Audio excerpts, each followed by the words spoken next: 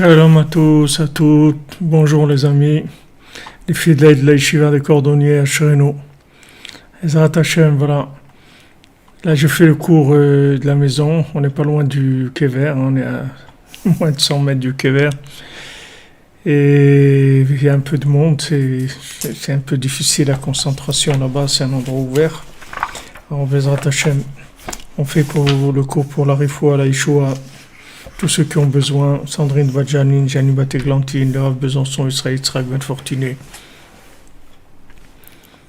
Bezrat Hashem, notre ami Yehuda Ganassia, tous les gens qui ont besoin de Yeshua, Bezrat Hashem, ça leur vient immédiatement dans la facilité, dans la miséricorde, Bezrat Hashem.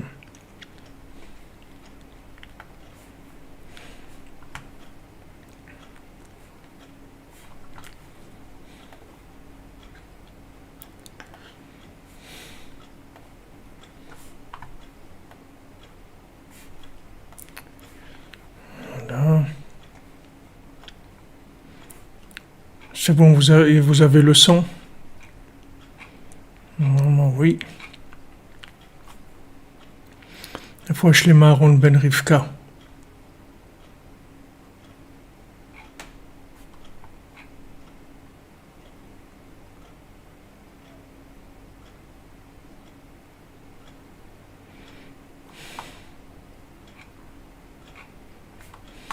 Dvora Batrana, la fois, je l'ai marron Ben Rivka.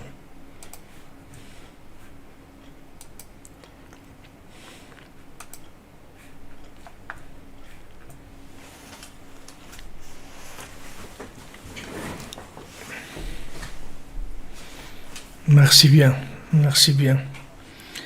Donc on avance Bezrat Hashem dans notre étude sur les explications du premier conte de Rav Rambam Nachman.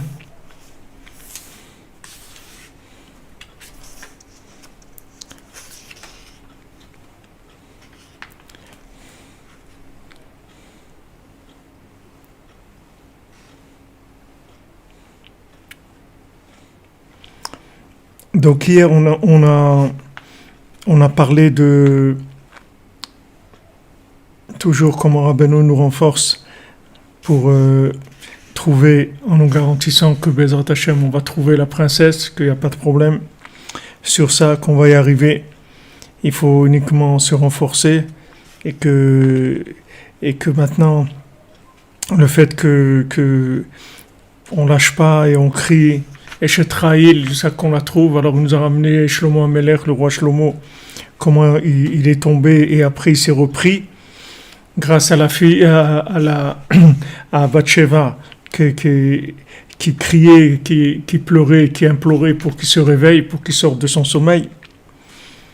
Et là, Avraham Ben Nachman continue, il dit Gam bedavar akatou beshuv Hashem et shivat Sion, quand c'est écrit qu'Hashem il va revenir vers Sion, que voilà, on est dans les 3 semaines, on demande à Hachem de revenir dans sa maison, de reconstruire sa maison et de revenir vers elle.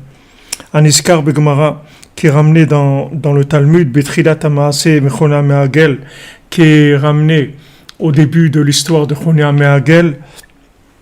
Chonia Me'agel, c'est un Tana il est enterré à Chatzor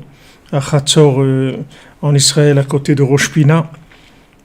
Nira me voir chez Garout Bavel à Inshana. Et maintenant, il dit que l'exil de Bavel, il a duré 70 ans. Hu Hashena à Imshana. Maintenant, qu'est-ce que c'est l'exil de Bavel qui a duré 70 ans? Entre les 2 temples, il y a eu 70 ans, qui était l'époque de l'exil de Bavel. Donc là, il dit ces 70 ans-là, c'est par rapport aux 70 années de sommeil que Rabbeinu l'a ramené dans l'histoire de la princesse. Ve'ageula ou binyan bayit ou prinat iteru tashena. Et maintenant, la délivrance et la reconstruction du temple, c'est l'éveil du sommeil. Avec ça, Rabbeinu fait allusion au Bet Hamikdash shenivne al ahar shesham haya kol ha'ashirut dikdusha shel Israël. Sheu prinat har hazav. Que maintenant, le fait que que la montagne, quand on parle de la montagne de Tzion, alors c'est la montagne en or, puisque maintenant on a amené toute la richesse au temple pour pouvoir acheter tout ce qu'il fallait pour faire fonctionner le temple et pour la construction du temple, toute cette richesse-là. Et que c'était un endroit de richesse aussi, comme nos sages nous disent que au temple, on réparait jamais quelque chose. Quand il y avait quelque chose qui était abîmé, on le changeait, parce que c'est un endroit de richesse. Donc les sages disent que dans un endroit de richesse, il n'y a pas de pauvreté. C'est-à-dire, il n'y a pas de choses qu'on répare, des choses qui se sont abîmées, on changeait. C'est un endroit, le temple, ça s'appelle l'endroit de la richesse. C'est la richesse de Gdusha, c'est-à-dire la richesse dans la sainteté, la richesse qui permet la Hitbonenut Torah. Vekodesh Kodashim uprinat pninim hanal. Maintenant, le Kodesh Kodashim, c'est pninim, c'est-à-dire ce sont les pierres précieuses. En fait, le château en pierres précieuses, qu'est-ce que c'est? C'est en hébreu, le mot pninim, c'est-à-dire c'est un mot qui est très chargé au niveau du sens. Il y a beaucoup de choses dedans. Parce que pninim, ça veut dire les pierres précieuses, ça veut dire l'intérieur, ça veut dire pnim et ça veut dire panim, le visage aussi. Alors ici, ces notions, elles sont toutes rassemblées dans le conte. C'est-à-dire en même temps, Rabbeinu il va nous dire que ce château en pierres précieuses, qui sont pnimim, en fait, ces pninim là, ces pierres précieuses, c'est l'intérieur de chacun, et panim, c'est le visage d'Hachem. Merci David pour l'aide kashrut à Rabbeinu. D'accord, alors il dit ici que pninim, c'est le Kodesh HaKodashim. C'est-à-dire comme en chacun d'entre nous, il y a un Kodesh HaKodashim. En chacun d'entre nous, il y a le Saint des Saints, c'est-à-dire il y a l'endroit qui est très quelque chose de très spécial, qui est à l'intérieur de chacun et qui est mamash son intimité la plus grande dans son lien avec Hachem. C'est le Kodesh HaKodashim, c'est là-bas où se trouve la Bad Melech.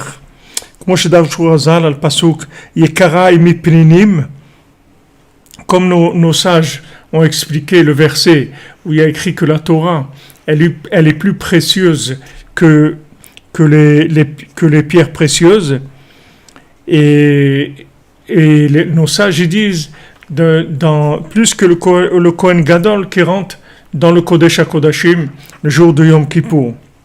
Vesham daika ayu munachim luchot ha'edut. Et là-bas précisément, dans le Saint des Saints, c'est là où il y avait les tables de la loi. She'am prinat hitbonenut Torah, qui sont la hitbonenut Torah, c'est-à-dire la déduction, les déductions dans la Torah. Comme voir bifnim, et David Amelech alav shalom zacha limtso har habayit. Maintenant David Amelech, il a trouvé la montagne du Beth Amikdash. Al-Yedei Nidud Hashena. Comment? Précisément par le fait qu'il a lutté contre le sommeil. Il ne s'est pas laissé prendre dans le sommeil, comme la yeshiva des cordonniers, des gens qui luttent contre le sommeil, qui font des efforts pour se lever. Et chaque fois qu'on se réveille, alors on trouve un peu plus la maison d'Hachem. Prinat imetem shena le'enai edemtsa makom l'Hachem. Comme il a dit, il a annoncé, David Ameler, il a dit, je ne donnerai pas de sommeil à mes yeux tant que je n'aurai pas trouvé l'endroit d'Hachem, c'est-à-dire l'endroit pour construire la maison d'Hachem. Donc, comme on a dit, en fait, le Beth Amikdash est foua pour Tinok ben Simcha et la Bat Simcha. C'est-à-dire que maintenant, l'endroit, cet endroit du Beth Amikdash, cet endroit qui a été cherché par David Ameler, par le fait qu'il a lutté contre le sommeil, c'est exactement la même chose pour chacune d'entre nous. C'est-à-dire, plus on va lutter contre le sommeil, et plus on va se rapprocher du Saint des Saints, c'est-à-dire de l'endroit où il y a mamash notre neshama, notre âme, c'est-à-dire être en contact avec notre âme, avec cette partie d'Hachem qui est en nous et qui se trouve enfouie dans tout ce qu'il y a comme comme imagination dans ce monde.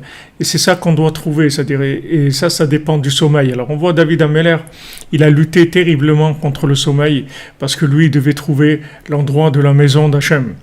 Il a trouvé l'endroit du Kodesh HaKodashim, l'endroit du Even Shtia, l'endroit de la base de toute l'humanité, uniquement par le fait qu'il a lutté contre le sommeil. De cet endroit-là, après, il va y avoir les louchot, les tables de la loi qui vont être là-bas et qui vont distribuer la Hitbonenut, c'est-à-dire qui vont donner toute la réflexion, toute la possibilité de connexion avec la présence divine dans la matière. C'est ça le but des tables de la loi. Et elles étaient dans le Kodesh HaKodashim, dans lequel le Kohen Gadol ne rentrait que le jour de Yom Kippour, c'est-à-dire ce jour-là qui est au-dessus du temps, c'est uniquement dans ce jour-là qu'il rentre dans cet endroit-là. Alors, on voit que la princesse aussi, elle a été dans la montagne en or et du château en pierre précieuse, le moment où il était prêt à la trouver, c'est-à-dire ce moment-là où tous les deux ils se retrouvent en même temps. Elle arrive dans l'endroit et en même temps lui il trouve l'endroit en même temps, c'est-à-dire les deux choses elles se font en même temps. C'est pour ça qu'on a l'impression des fois avoir un petit peu le vertige, c'est-à-dire dans notre vie qu'on ne sait pas trop où on va. Des fois on a des décisions à prendre qui sont importantes et ça a l'air d'être obscur. On n'a pas l'air de voir clair, mais en fait le moment où on arrive à la chose elle arrive aussi à l'endroit où on doit la trouver. C'est-à-dire que les choses elles évoluent en même temps que nous en fait. Tant que maintenant on voit pas la chose claire, c'est-à-dire que pour l'instant c'est un projet pour nous. C'est-à-dire on a un projet, on a un vouloir, on a un projet de quelque chose. Mais pour l'instant ça se fait comme si vous voulez, quelque chose qu'on envisage. Alors nous, on est en train de chercher comment on va réaliser cette chose-là, et on essaye de le réaliser de faire des plans avec la manipulation des éléments dans l'horizontale. C'est-à-dire on essaye de dire voilà, on va bouger ce pion-là, on va faire avancer ça, on fait reculer ça, on va mettre ça en place, et comme ça on va arriver à le faire. C'est-à-dire on essaye de construire dans notre imagination, avec notre intellect, on essaye de construire le projet auquel on veut arriver. Mais en fait, la méthode, c'est pas cette méthode qu'il faut utiliser. Quand on a un projet, quand on veut réaliser quelque chose, c'est pas en faisant des réflexions avec notre intellect qu'on va arriver à construire le projet. Si on veut construire le projet, en fait, il faut développer tellement le vouloir du projet, il faut tellement s'attacher au projet, il faut tellement l'aimer et le vouloir que en fait, on va arriver à un moment où on va tellement vouloir la chose que la chose, elle aussi, elle va arriver à l'endroit où on va la trouver au moment où nous, on est prêt à la trouver. C'est-à-dire les deux choses, elles vont se joindre ensemble. C'est pour ça que ça, c'est le principe de la construction du troisième temple. Les deux autres temples, ils ont été construits par des midot, c'est-à-dire ils ont été construits par la manipulation horizontale, que ce soit le premier ou que ce soit le deuxième. Les deux, c'était le résultat de manipulation dans l'horizontale, avec des éléments de délivrance matérielle. Tandis que le troisième temple, il va avoir aucune délivrance matérielle. Ça veut dire, ça va être que du vouloir. Ça veut dire que de l'amour et du vouloir, c'est tout. Il n'y aurait rien d'autre. Et si maintenant, c'est comme ça qu'on cherche les choses qu'on a besoin dans notre vie, que ce soit même la parnassa, ou que ce soit le zivou, que ce soit les enfants, ou que ce soit de monter en Israël, ou que ce soit de se rapprocher du Emet Lehamito, de se rapprocher de la yeshiva des cordonniers, de Rabbeinu, de l'Emet Lehamito. C'est pas, si vous voulez, par le fait qu'on va chercher à repérer avec notre cerveau où est-ce que ça se trouve. C'est pas avec notre cerveau. C'est-à-dire, lui, quand il la cherche, lui, c'est une seule chose, c'est que ça existe, c'est tout. Maintenant, où ça se trouve, vous voyez bien que dans la carte du monde, il la trouve pas. C'est-à-dire, elle ne se trouve pas dans la carte du monde. C'est-à-dire, logiquement, elle ne se trouve pas. Dans l'endroit logique, il n'y a pas. Il n'y a pas. C'est-à-dire que quand on va vous proposer des résultats logiques, sachez que c'est toujours des voies de garage ou des choses qui sont détournées. Mais votre véritable délivrance dans tous les domaines, c'est quelque chose qui va venir par un chemin dans lequel il n'y a aucune logique du tout. Du tout. C'est-à-dire, c'est une maturité. C'est pas du tout une logique. Voilà, la chose, elle va se mettre en place par notre vouloir. La chose, c'est pas uniquement qu'elle va naître de notre vouloir. La chose, elle existe déjà. La chose, elle existe. La chose, elle est là. Tout est là. Tout est là à côté de nous. Le troisième temple, il est là. Le zivoug, il est là. La parnassa, elle est là. La santé est là. Tout est là. Seulement, le problème, c'est qu'on n'est pas... Le solaire et le lunaire, ils sont pas dans l'axe, c'est tout. Donc c'est pour ça qu'on voit pas. Mais si maintenant on développe tellement notre vouloir que la lune, elle s'ajuste par rapport au soleil, alors ça y est, c'est-à-dire la princesse, elle arrive dans l'endroit au moment où lui, il est prêt à la trouver. C'est-à-dire c'est quelque chose qui se fait en même temps. C'est pas décalé. C'est pas qu'elle est assise là-bas et qu'elle l'attend. Elle n'est pas là-bas.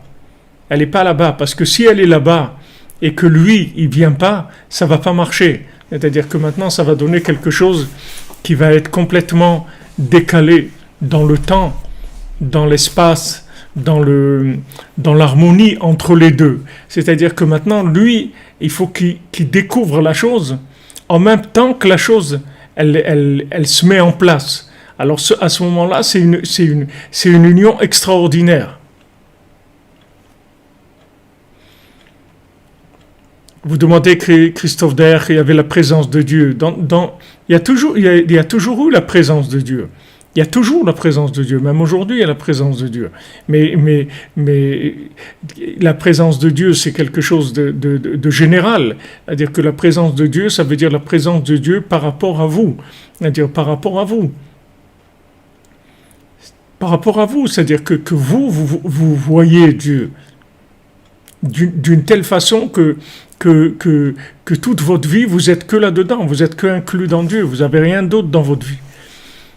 C'est pas le voir de façon intermittente ou à travers un voile qui nous fait qu'on peut vivre en même temps une vie de consommation et une vie d'attachement à Hachem.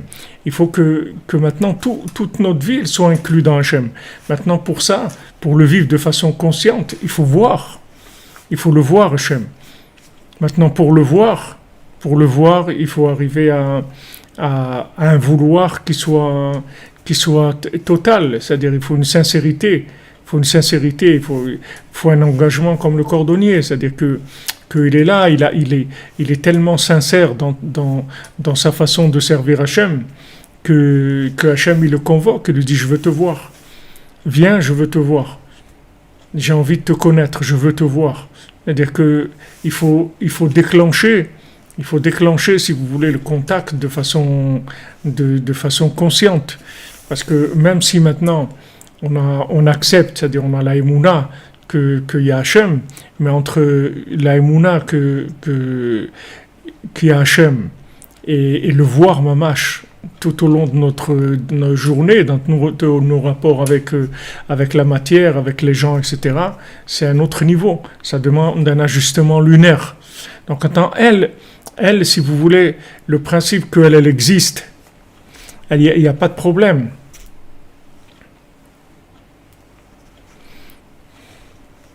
Voilà, vous dites la même chose en même temps dans YouTube et dans c'est intéressant, dans Facebook. Vous avez attrapé la même chose en même temps, parce que M. Ganassia dit, faut-il le voir pour le croire? Et vous avez le Frima, vous dites, il faut le croire pour le voir. Là, il donne la réponse, c'est-à-dire, il faut le croire pour le voir. Il faut le croire. Si vous le croyez, alors vous le voyez. C'est-à-dire que vous y croyez tellement que vous le voyez, mais il est là. C'est-à-dire tout est là. Tout est là. Il n'y a rien il y a rien qui doit se faire, se fabriquer, qui est pour l'instant, on ne sait pas si ça va être ou pas. Non, tout est là. Seulement, il faut que le vouloir, il arrive à un niveau, que ce vouloir-là, il déclenche que la princesse, elle rentre dans le château en pierre précieuse. Et à ce moment-là, on la découvre. Alors, ce vouloir-là, il entraîne un éveil, puisque David Ameller, il dit, je ne peux pas dormir tant que je ne trouve pas le temple, l'endroit du temple. Alors maintenant qu'il va avoir des difficultés à le construire, puisque Hachem lui dit, tant qu'il n'y a pas de shalom, un shalom d'un niveau qui soit ce que Hachem veut. Alors David Ameller ne peut pas construire le temple, c'est que Shlomo qui le construira, mais il a tout fait, c'est-à-dire il a terminé. Comme Rabbeinu, il a dit j'ai terminé, je vais terminer, mais il a terminé, c'est-à-dire que c'est plus maintenant, il n'y a plus de possibilité de sommeil. Il n'y a plus maintenant le sommeil, c'est-à-dire le problème du sommeil est réglé, il y a juste la mise en place, c'est-à-dire de la réalisation de la construction de la maison d'Hachem qui doit se faire. Mais comme maintenant le troisième, c'est pas une construction humaine, c'est une construction divine, donc on n'a pas ce problème-là de la réalisation matérielle. Et il n'y aura aucune réalisation matérielle de l'homme, justement pour pas qu'il y ait d'emprise d'une possibilité de quoi que ce soit d'imaginaire ou d'intellectuel, d'aucune mida. C'est une construction du Shahar Hanoun, c'est une construction de la 50e porte. C'est pas une construction du temple de 49. C'est une construction de Zé Hachar Lachem. C'est-à-dire c'est le char d'Hachem, c'est-à-dire c'est la 50e porte. C'est complètement la fusion du vouloir avec le pouvoir d'Hachem.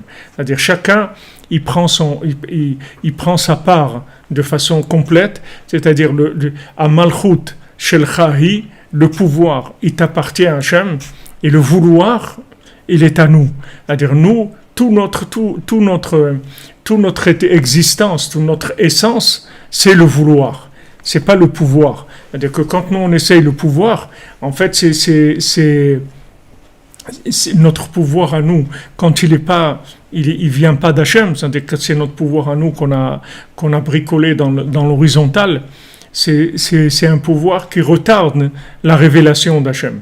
C'est-à-dire que nous, notre pouvoir, on doit l'utiliser uniquement dans Aïn, c'est-à-dire que nous, on est là, on a un vouloir, on développe le vouloir, on développe la prière, on développe le rapport avec Hachem, et Hachem, il donne le pouvoir, il nous donne le pouvoir. Mais il faut que notre pouvoir, ce soit un pouvoir d'Hachem. Donc, si vous voulez, le premier, le deuxième temple, on avait un vouloir, mais ce vouloir-là, il n'était pas au top, comme on dit.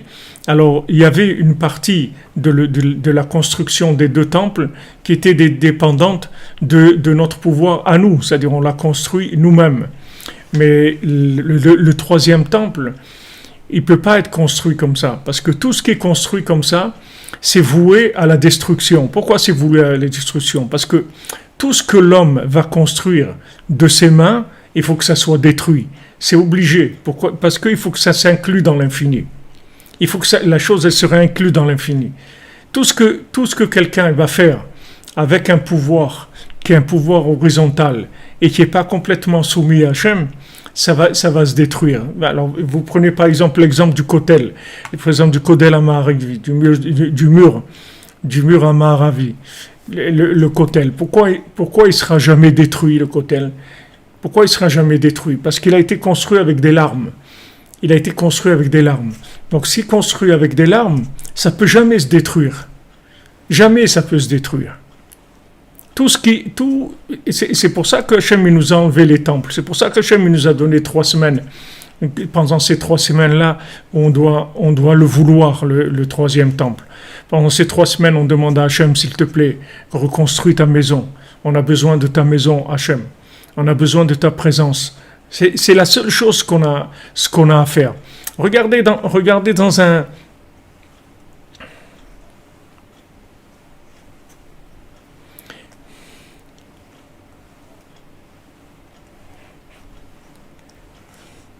La chose, on la visualise dans l'imaginaire.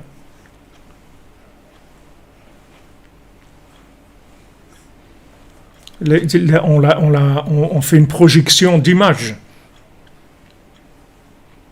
Ah oui, des immeubles qui vont tomber, c'est sûr qu'il va y en avoir beaucoup. Et vous avez vu les 11 septembre, les tours, les trucs. Il y a beaucoup de choses qui tombent.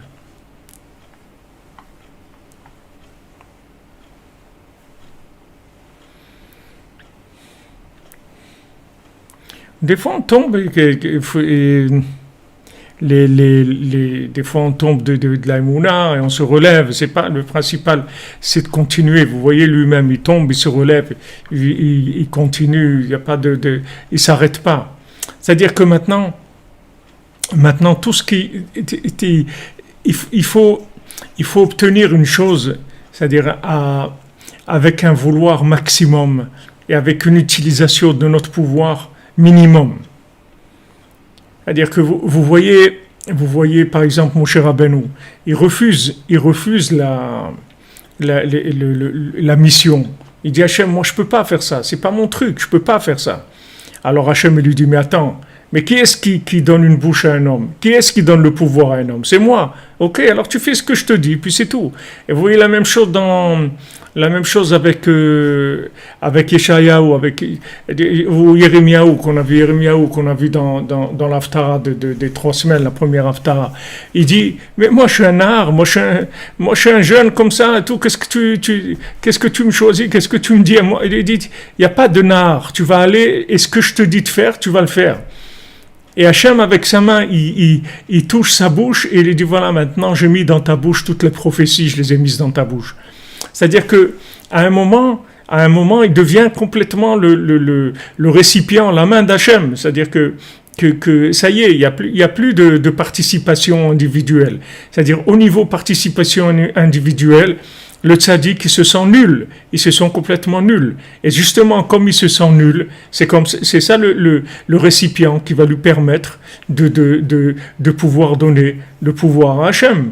C'est-à-dire que si maintenant, tant qu'il est capable, alors il va faire des choses de par lui-même. Et tout ce qu'il va faire de par lui-même, il faut que ça soit recyclé automatiquement. Il faut que ça soit recyclé, parce que c'est pourquoi la mort est venue dans le monde. Pourquoi notre corps il doit passer par la mort dans la terre, etc. Parce que Adam Arishon, il a voulu comprendre. Quand il a voulu comprendre, avant d'être connecté, alors il a tiré sur lui une compréhension qui donne de l'ego. Et cette compréhension qui donne de l'ego, on est obligé de l'enlever après l'ego. On peut pas arriver devant Hachem avec l'ego, c'est impossible. Donc il y a une préparation, et cette préparation, en fait, qu'on vit aujourd'hui, c'est-à-dire cette baisse du pouvoir, ce confinement, cette baisse du pouvoir, cette sensation d'incapacité, ces difficultés à réaliser des choses, c'est uniquement parce que Hachem, il veut qu'on passe à une vitesse supérieure. Hachem, il veut qu'on passe à la vitesse supérieure, qu'on comprenne une fois pour toutes que le pouvoir, c'est lui. Hamalchut shelchahi, le pouvoir, Hachem, il t'appartient. Mais par contre, toute la raison pourquoi tu m'as mis dans ce monde, c'est pour que j'utilise mon libre arbitre. Et mon libre arbitre, c'est quoi? C'est je veux. C'est tout. C'est je veux. Je peux pas, mais je veux. Alors maintenant, quand les gens ils pouvaient aussi, alors ils mettaient un petit peu de vouloir et ils mettaient beaucoup de pouvoir personnel. Mais quand maintenant on voit que le pouvoir baisse énormément, alors qu'est-ce qui reste? Il reste le vouloir. Et le vouloir, il va augmenter de plus en plus. Puisque maintenant on a compris que ce que Hachem il attend de nous, c'est plus de vouloir. Alors on va s'investir dans le vouloir. Donc après maintenant la réalisation, si vous voulez, de la chose, elle va se faire avec le pouvoir d'Hachem. Et Hachem, il a tous les pouvoirs du monde. C'est-à-dire qu'Hachem, tout ce qu'il y a dans le monde, Hachem, il peut l'utiliser pour nous permettre de réaliser ce qu'on doit réaliser. Hachem, il n'a aucun problème avec le pouvoir. Tandis que nous, on est limité dans notre pouvoir. Même si maintenant, on a un certain pouvoir. Même si quelqu'un a un certain pouvoir. Parce qu'il est arrivé à se débrouiller dans ce monde, à mettre des choses en place, etc. Mais son pouvoir, il est très limité. Très très limité. Tandis que Hachem, il n'a aucun problème de déplacer tout dans le monde et d'amener une chose vers une autre. Hachem, il n'a pas un problème, il n'y a pas de limite dans le pouvoir. Seulement, plus vous voulez que le pouvoir d'Hachem, il intervienne dans votre vie, plus il faut que le vouloir, il soit fort. Et à ce moment-là, il intervient. Vous voyez comme dans le troisième qui lui dit ça n'existe pas, et d'un coup, tac, ça se retourne, voilà le petit vent qui est arrivé, c'est moi qui viens de l'amener, etc. Ça y est, tout se retourne comme ça en dernière minute. Parce que il y a une fusion qui se fait à un moment. Il y a un yichoud qui se fait entre le vouloir et le pouvoir. C'est-à-dire quand on atteint le summum du vouloir, à la seconde même où on atteint le summum du vouloir qui nous est demandé, parce que c'est différent pour chacun, mais quand on arrive au summum du vouloir qui nous est demandé, au moment même où on arrive à ça, le pouvoir il se met en place tout de suite, immédiatement. Ça se fait en même temps. Il n'y a pas de décalage du tout.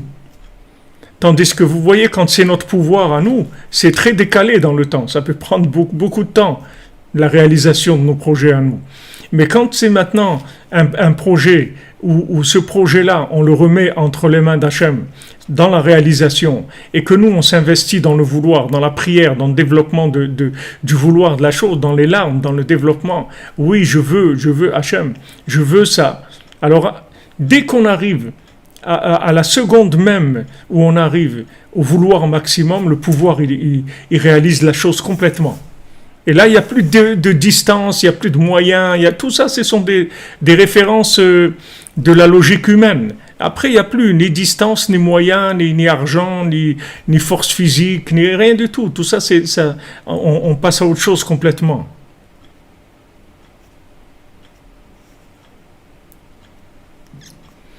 Je ne sais pas si c'est plus vrai, et Moshe Frima, je ne sais pas si c'est plus rapide avec le vouloir. C'est pas automatiquement plus rapide, mais ce qui est sûr, c'est que c'est éternel. C'est ça c'est éternel. C'est-à-dire que ce que vous allez obtenir avec votre vouloir, avec vos larmes, c'est éternel. Personne ne vous l'enlèvera, ni dans ce monde, ni dans l'autre. C'est fini, c'est acquis pour l'éternité. C'est ça notre grandeur. C'est ça la grandeur d'un être humain. C'est ça la merveille c'est ça la merveille de ce qu'on est. Vous comprenez? C'est-à-dire que tant qu'on n'arrive pas à ça, on bricole, si vous voulez. On bricole, on est on fait des choses en pâte à modeler, on s'amuse avec ce monde. Mais notre venue sur Terre, elle n'est pas pour ça. Notre venue sur Terre, elle est pour arriver au vouloir maximum des objectifs que Hachem il nous a fixés. Et avec ce vouloir maximum, on va déclencher le pouvoir. Vous comprenez? C'est pour ça que le Chida dit, le Chida dit dans le Sefer que je vous avais ramené, j'ai plus le nom du Sefer maintenant, je me souviens plus, on en avait parlé, quelqu'un m'avait envoyé le Sefer par internet, et là-bas le Chida dit que le moment là où on est dans Chatzot, c'est Ra'ava des Ra'avin, c'est-à-dire c'est le plus grand vouloir qui existe, c'est le vouloir du vouloir, c'est-à-dire c'est quelque chose qui est énorme. Donc quand vous avez atteint le vouloir, vous avez atteint tout le pouvoir. Vous avez tout le pouvoir. Tandis que maintenant, quand vous n'avez pas atteint le vouloir maximum qui est le vôtre, c'est-à-dire on peut pas le mesurer, c'est quelque chose qui est très intime, très personnel. Mais tant que vous n'avez pas atteint votre vouloir, si maintenant vous essayez de combler le manque de vouloir avec du pouvoir à vous, sachez que cette chose-là, elle ne va pas marcher comme il faut. Même si elle marche, elle ne va pas marcher comme il faut. Je vous donne un exemple plus palpable. Maintenant, dans un couple, pour que ça marche, qu'est-ce qu'il faut développer? Il faut développer la confiance, l'entente, l'amour, c'est ça qu'il faut développer. C'est là-dedans qu'il faut s'investir, d'accord? Si maintenant, merci Jean-Luc Terrier, merci Bémet pour votre participation, qu'Hachem vous bénisse, Hachem vous aide et vous donne tout ce que vous avez besoin, qu'on arrive ensemble, Bezrat Hachem, à recevoir le visage de Mashiach, à voir ce troisième temple, Bezrat Hachem. Et notre Mishkan de Ouman, c'est un chemin vers le troisième temple, Bezrat Hachem. Alors, maintenant dans un couple, vous avez si vous voulez, on vit dans ce monde, c'est-à-dire qu'on a des structures, on a besoin d'une parnassa, on a besoin d'avoir une maison, on a besoin de meubler, on a besoin de nourriture, on a besoin de vêtements, on a besoin d'un véhicule, on a besoin de vacances, tout ce que vous voulez, ok? Il y a beaucoup de choses qui sont des choses de pouvoir. Mais l'essentiel du couple, il n'est pas basé sur ça. Parce que si c'est pas avec une voiture et des commissions et des vêtements et une voiture et une parnassa qu'on fait un couple, c'est pas ça qui fait le couple. Le couple, c'est pas ça. Le couple, c'est l'entente, la communication, la confiance, l'amour qui est entre les deux. Maintenant, plus ça c'est grand, et plus après toutes les autres choses, elles deviennent complètement secondaires, elles se mettent en place. On s'occupe plus de ça. C'est plus de ça qu'on s'occupe. C'est pas notre objectif, c'est pas ça. Notre objectif, c'est la fusion. C'est ça notre objectif. Après, le pouvoir, il se met en place. Mais si maintenant quelqu'un, il veut combler le manque de confiance, le manque d'amour, le manque d'affection, le manque de communication par des pouvoirs extérieurs, vous allez voir que ça ne marche pas. Ça peut faire un peu d'effet au début, un petit peu d'effet d'éclat comme ça, momentané, mais ça ne construit pas, ça ne dure pas du tout. Ça ne va pas durer. Alors que ce qui est construit avec le vouloir, c'est éternel. C'est éternel. Ça baissera jamais.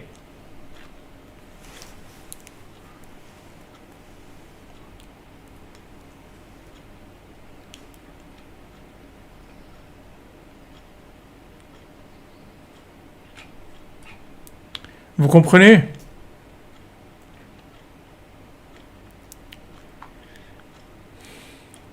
Est-ce que c'est clair ça?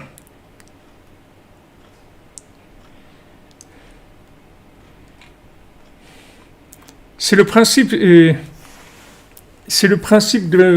si vous voulez, de cette recherche de David Ameller qui dort pas, vous voyez? Il dort pas parce qu'il sait que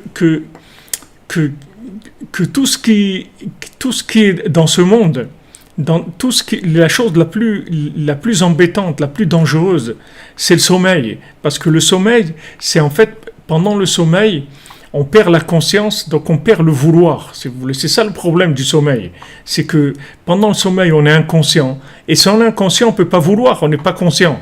Donc il n'y a pas Alors lui, il ne lâche pas le vouloir, David Ameller. Il s'accroche, il ne lâche pas une seconde de vouloir.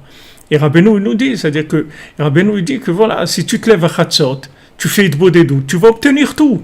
Tout, tu vas obtenir comme ça. Tout. Comment ça va venir, le comment, tu ne vas pas t'en occuper du tout. Parce que quand tu vas se lever dans ce moment-là, et que tu vas t'inclure dans la yeshiva des cordonniers, dans la yeshiva des tzadikim, dans la reconstruction du temple, tout le pouvoir d'Hachem, il va se mettre en place pour toi. C'est-à-dire Hachem, il va tout faire pour toi. Tu n'auras rien besoin de faire. Tu as juste besoin de faire ça. Après, dans la journée, tu fais de la simulation, c'est tout. Mais c'est ça le Ikar.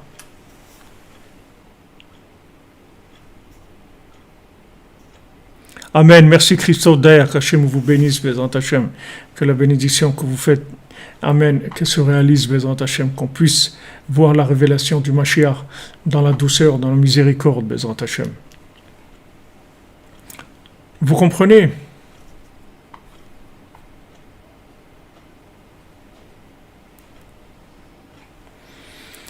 Bien sûr, c'est sûr, Pierre, que quand on élargit la conscience, les repères, ils s'en vont. Mais le problème, c'est-à-dire, si vous voulez, une fois que vous rentrez dans un certain degré de fusion avec le vouloir. Dans Hachem, vous arrivez à vivre avec du bitachon, c'est-à-dire vous arrivez à vivre avec de l'assurance. C'est-à-dire vous vivez plus avec le côté, si vous voulez, vous avez plus une division entre ce que vous avez pouvoir réaliser et votre rapport avec Hachem. C'est-à-dire que votre rapport avec Hachem, il devient tellement grand, si vous voulez, qu'il n'y a plus un souci dans la réalisation des choses. Parce que vous êtes complètement avec lui.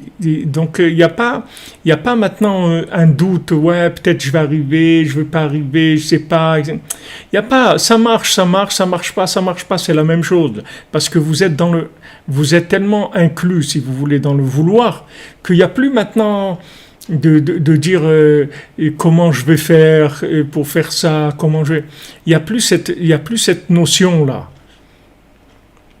Un petit enfant, il ne se demande pas comment il va faire pour s'acheter des chaussures. Un petit enfant, il dit, papa, j'ai besoin de chaussures, c'est tout. Il n'a pas un moment où il prend du tout la responsabilité de réaliser avec son pouvoir la chose. Parce que pour lui, c'est évident qu'il n'a pas de pouvoir. Il vit comme ça.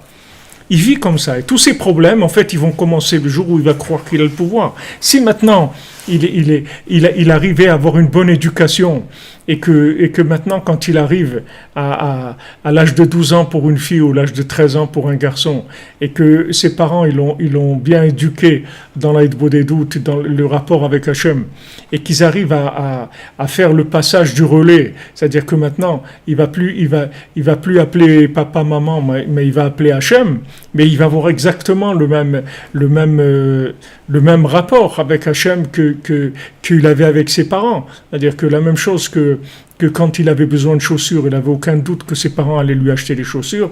Maintenant que quand il a besoin de chaussures aussi, il n'a aucun doute que Hachem veut lui acheter les chaussures. Il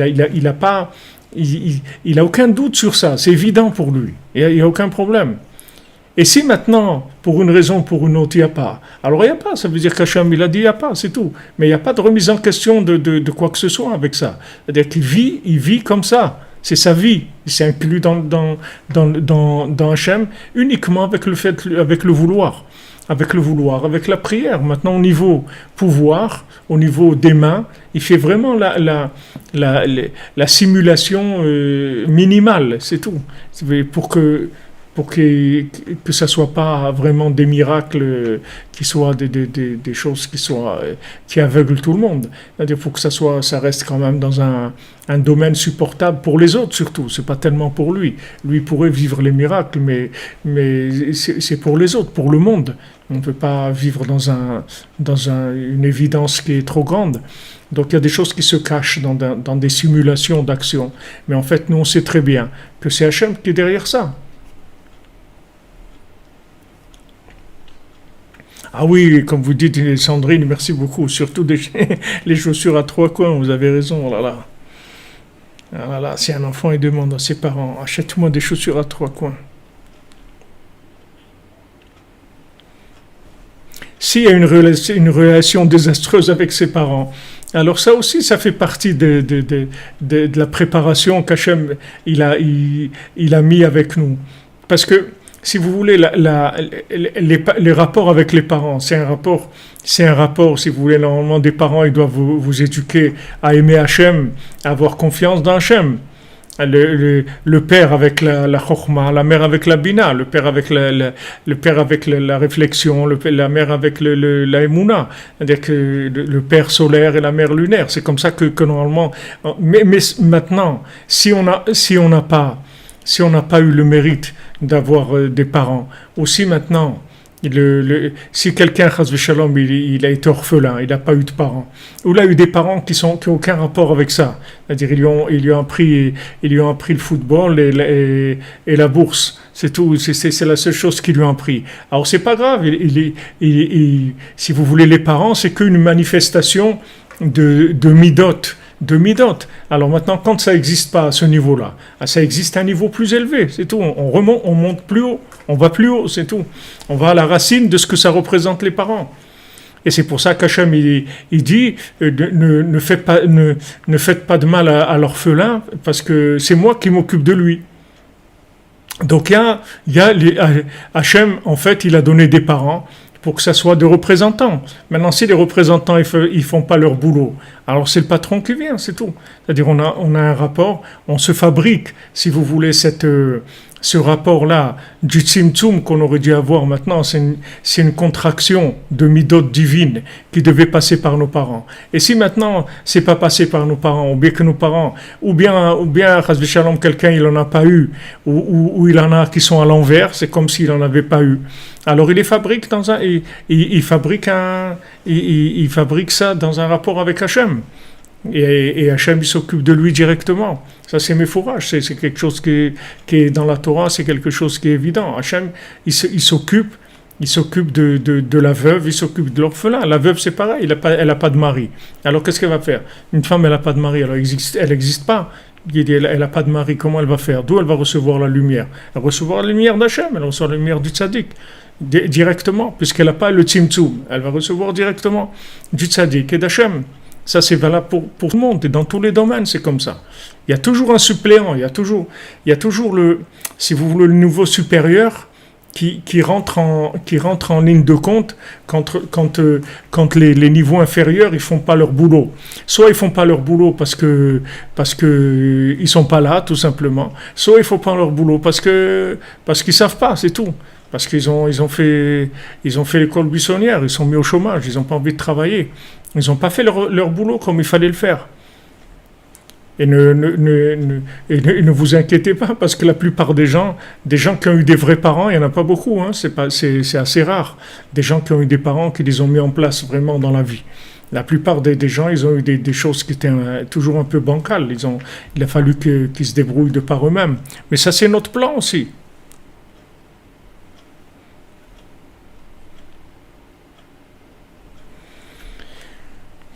Si vous dites si on a le droit de s'éloigner de ses parents, s'il y a des problèmes avec eux, si vos parents ils vous éloignent d'Hachem, alors il faut prendre des distances avec eux, parce que tout le principe de nos parents, pourquoi Hachem il nous dit d'aimer nos parents, de les honorer et tout?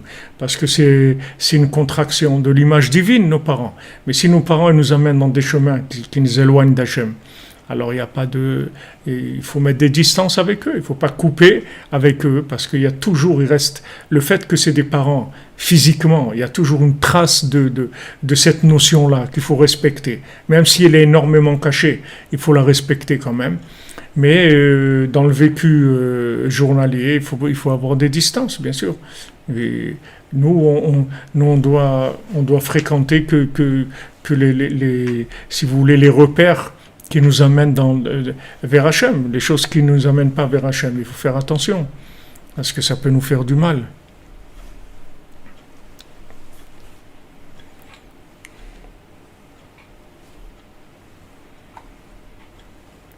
Patrick Harel dit, votre fiston, il a la tête dure. Et les fistons, il a la tête dure, il faut ouvrir, vous comprenez? Il faut ouvrir. La tête dure, ça se ramollit avec le cœur. Heureusement que le cœur, c'est plus fort que la tête. Le cœur, il est beaucoup plus fort que la tête, heureusement. Heureusement qu'il reste toujours le cœur. Même si la tête, elle part, heureusement qu'il y a le cœur. Donc, c'est tout, il faut développer plus le cœur. Le Baal Shem Tov, il a dit ça à quelqu'un lui a dit, ouais, mon fils il veut pas m'écouter, s'éloigner et tout. Baal Shem Tov, il lui a dit, il faut que tu l'aimes plus, il faut que tu l'aimes plus que ce que tu l'aimes. Tu l'aimes pas assez pour annuler sa tête dans ton cœur. Exactement, les parents, ça doit être le bon œil, exactement. Sinon, c'est dangereux.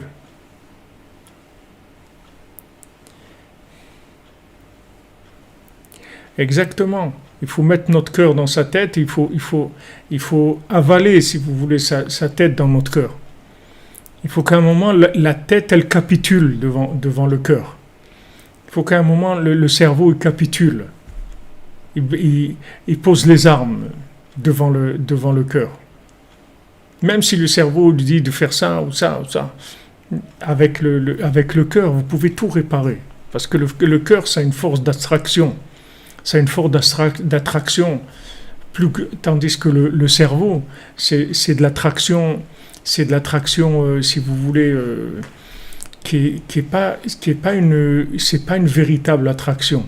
C'est une attraction qui se fait par de l'imagination, mais c'est pas une véritable attraction. Tandis que l'attraction du cœur, c'est une véritable attraction.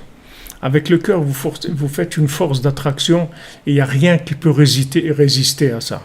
Seulement le problème, c'est que nous, quand il y a des résistances mentales, alors on commence à avoir le cœur qui se ferme un petit peu, qui se crispe un petit peu. C'est-à-dire on commence à avoir un peu des nerfs ou un peu d'exigence, un peu de rigueur et tout. Et ça, c'est l'erreur à ne pas commettre. C'est-à-dire que quand maintenant il y a une résistance au niveau mental, c'est-à-dire au niveau de la logique, et qu'il y a des crises de logique, surtout chez des adolescents et tout, il ne faut pas du tout rentrer il ne faut pas crisper le cœur, au contraire, il faut l'ouvrir encore plus, parce que toute la solution, elle est dans le cœur. Et si maintenant vous ouvrez votre cœur, vous allez complètement avaler toute la révolte, tout va disparaître, parce que le cœur, c'est une force d'attraction véritable, qui change tout, ça change tout. Vous pouvez tout obtenir de quelqu'un avec le cœur. En l'aimant, vous pouvez tout obtenir de lui. Seulement le problème, c'est que les gens, ils ont un rapport de force. Il ne faut pas avoir un rapport de force. Parce qu'il faut savoir que la personne, c'est pas de sa faute, c'est pas la personne qui se perd dans des idées ou dans des trucs ou qui veut pas faire ci ou qui veut pas faire là ou qui veut pas écouter. Il est influencé par des forces négatives qui sont partout. Donc il faut le sauver. Il faut venir en tant que sauveur. Il ne faut pas venir dans un rapport qui est, si vous voulez, au même niveau. Il ne faut pas se mettre au même niveau. Il faut se voir comme une personne qui vient sauver celui qui est perdu, qui est en train de se noyer, qui est en train d'être attaqué par des forces négatives. Il faut avoir de la peine pour lui, et il faut prier pour lui, et il faut se lever à Chatzot, et avec ça, en priant pour lui, en vous levant à Chatzot, avec ça, vous créez une force d'attraction, qu'il n'y a rien qui résiste à ça. Absolument rien qui peut résister à ça. Rabbeinu nous donne des clés.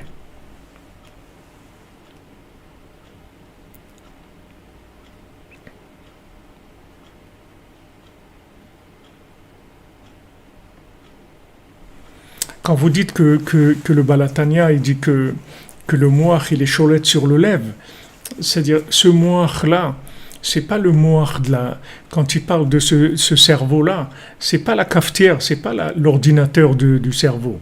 Ce moach-là, c'est l'esprit, c'est la vision de l'âme. C'est pas la machine à calculer qu'on a dans le cerveau.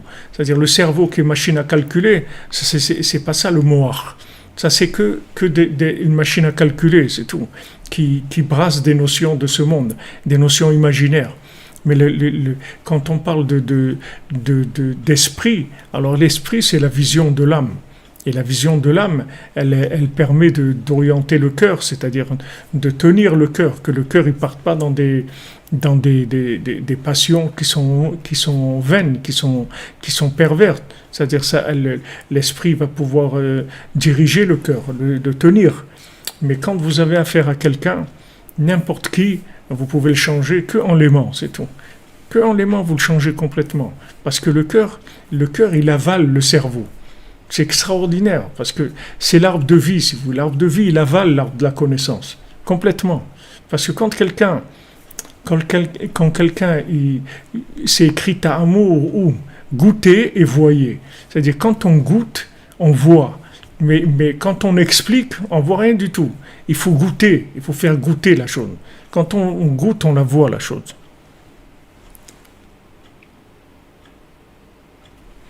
Merci Baba Cyril de Lyon. Hachem te bénisse, que des bonnes nouvelles, Bezat Hachem, pour toi.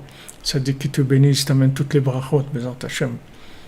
Sois toujours attaché avec Rabbeinu, jusqu'à 120 ans dans ce monde et après dans l'autre monde, toujours avec Rabbeinu, Bezat Hachem. Vous comprenez?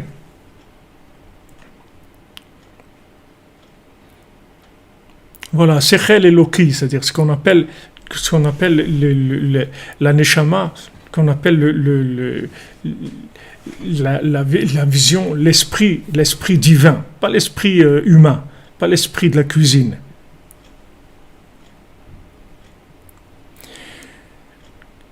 votre date de naissance et votre prénom, est-ce qu'ils prédestinent? Oui, c'est une base de données. Voilà exactement, c'est Khel Eloki. Mais c'est la date de naissance et le prénom, c'est une base de données. Mais c'est votre base de données, elle n'a pas de limite après dans là où vous pouvez partir, là où vous pouvez vous arriver. C'est pas une condamnation, c'est des éléments de base. On n'est pas condamné, vous comprenez?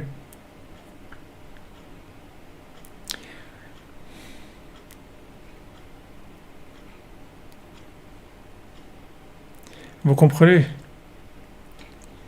C'est-à-dire que le cœur, il a une force extraordinaire. Ça, on peut même pas imaginer qu'est-ce qu'on peut obtenir en aimant quelqu'un. Mais il faut pas rentrer il faut pas rentrer dans la confrontation. C'est tout le problème, c'est que quand on commence la discussion avec du cerveau humain, alors ça commence la confrontation. Après il sort des nerfs, après il sort des disputes. Mais si maintenant on arrive à aller au-dessus de ça, et vous verrez qu'il n'y a aucun cerveau humain que vous n'allez pas faire fondre avec le cœur. Le cœur vous fait fondre tous les cerveaux de la Terre, même les théories les plus grandes. Les théories les plus grandes, les plus grandes philosophies du monde, vous pouvez les annuler complètement avec la force du cœur. Exactement. Quand l'arbre de la connaissance s'inclut dans l'arbre de vie, c'est l'éternité. C'est atteindre l'éternité. Bezrat Hashem. Voilà les amis, les cordonniers, la yeshiva des cordonniers, merci beaucoup d'être là. On continue, on ne s'arrête pas, Bezrat Hashem. Donc on continue Bezrat Hashem demain à 3h, à Torah 55. Et que vous amène la Refoua, Bezrat Hashem, tout ce qu'on étudie de Rabbeinu, c'est des choses merveilleuses. Il faut beaucoup remercier Hashem, beaucoup remercier Hashem, parce que le mérite qu'on a d'avoir été accepté dans le cercle de Rabbeinu, c'est-à-dire dans la yeshiva de Rabbeinu, c'est un très grand mérite, c'est un très grand privilège. Il ne faut jamais l'oublier pour avoir une joie permanente, une satisfaction, une joie permanente, parce que notre vrai problème de passage sur Terre, il est réglé complètement déjà. Donc vraiment, il y a de la joie à avoir. Vraiment, il faut avoir de la joie. Bien que tous, on en passe par des difficultés, tout le monde a ses difficultés. Mais il faut savoir qu'on a réglé le problème déjà dans sa racine. Et même si on a des difficultés, c'est pas ça le principal dans notre vie. Alors qu'il y a des gens qui ont des difficultés, ils n'ont pas du tout réglé le problème de leur vie. Alors nous, on l'a réglé, Baruch Hashem. On a attaché Rabbeinu dans Sipurim Masiot, la yeshiva des cordonniers, Tielait Bodedut, Ratzot, Tikkun HaKlali, c'est des choses qui sont extraordinaires, des choses, des merveilles du monde. Ce sont les merveilles de toute la création dans lesquelles on est. Baruch Hashem. Il faut remercier Hashem, c'est des grands cadeaux. Vraiment remercier Hachem qu'il a envoyé un tzaddik qui s'occupe de nous et qui nous montre les chemins par lesquels on arrive à la réparation totale. Ashrenu, qui nous a pris en main. Merci Hachem, merci Rabbeinu, merci tous les tzaddikim. Merci d'être là, tous les cordonniers fidèles, engagés, déterminés. Ashrenu.